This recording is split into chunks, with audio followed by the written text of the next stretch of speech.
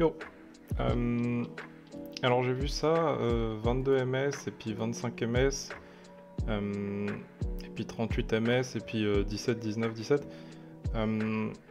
Alors entre 19, 17, 17 et 22, 25 c'est tout à fait normal. Entre 22 et 38 c'est pas normal, c'est probablement un bug parce que tu as changé des paramètres et je pense qu'en redémarrant le jeu ça sera réglé. J'ai pris dans les screens là, genre là j'ai vu 339 fps donc j'ai pris 340.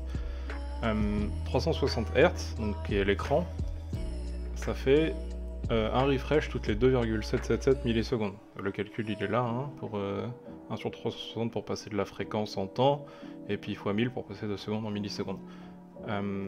Et 340 fps, donc que j'ai pris des screens, ça fait environ une frame sortie par le PC toutes les 2,941 millisecondes. Bon. Alors, sur mon dessin que j'ai fait là, ma flèche blanche c'est le temps, mes traits rouges c'est les refresh, c'est chaque tick de refresh de l'écran quoi, l'écran il va sortir une frame là, une frame là, une frame là, une frame là, une frame là, etc. Et en vert en petit c'est les images que le PC va dessiner. Ok, le PC il va prendre du temps à dessiner chaque image, etc. etc. Bon. Alors, le truc qui peut faire que tu auras des résultats différents d'un test à l'autre, c'est que ton PC quand il va être là, quand ton écran va être là et qu'il va vouloir afficher une image, il va afficher la dernière image que le PC il a fait. C'est-à-dire qu'il ne pourra pas afficher cette image-là parce qu'elle est encore en train d'être faite par le PC. Du coup, il va prendre celle-là qui est terminée. Du coup, tu auras ça qui va s'afficher comme ça. Et à l'input lag du PC, donc autant que le PC va mettre à rajouter, à dessiner l'image, pardon, tu vas devoir rajouter le temps depuis lequel l'image il est finie. Donc là, tu auras un temps T1, je sais pas.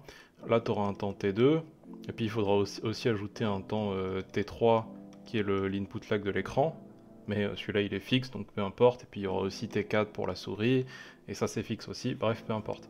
Le problème, c'est que ton T1 et ton T2, ils sont variables. Okay, T1, ça va être le temps que met le PC à render chaque image. Donc, ça va être globalement l'inverse de tes FPS, mais des fois il peut y avoir des petites variations selon si la frame elle est plus dure ou plus facile à faire.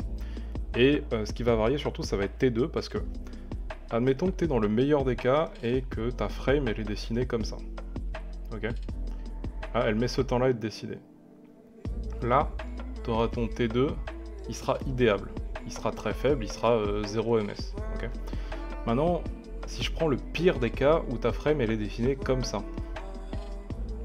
Hop, c'est-à-dire que hein, elle est terminée de dessiner juste après le refresh d'avant. Le temps T2, il va être comme ça du coup. Et tu peux avoir jusqu'à quasiment, hein, ça peut être quasiment une refresh rate entière, donc jusqu'à 2,7 millisecondes. Donc quand tu vois ton résultat là, et que tu vois des tests à 18, des tests à 19, des tests à 20, si tu prends une valeur du milieu, genre entre 17 et 20, ça serait 18 et quelques. Genre si tu prends 18 et que tu fais plus ou moins 2,7 ms, ça c'est tout à fait normal. Ça c'est ok. Ça c'est juste à cause de la refresh rate de l'écran qui est pas forcément synchronisée parfaitement avec le PC qui sort une frame. À ça tu peux encore ajouter des petits trucs parce que le PC ça va pas être parfait, tu vois. Le temps de render de chaque frame il va pas être parfait, il va varier un peu. Donc tu pourrais te rajouter encore 2-3 millisecondes, je sais pas, on peut rajouter 3 millisecondes si tu veux par exemple. Et au final ça te ferait plus ou moins 5 millisecondes. 18 plus ou moins 5 millisecondes, ça c'est des résultats qui sont justes. Ça c'est des résultats qui seront valides parce que juste c'est pas parfait et que c'est comme ça que la technologie fonctionne.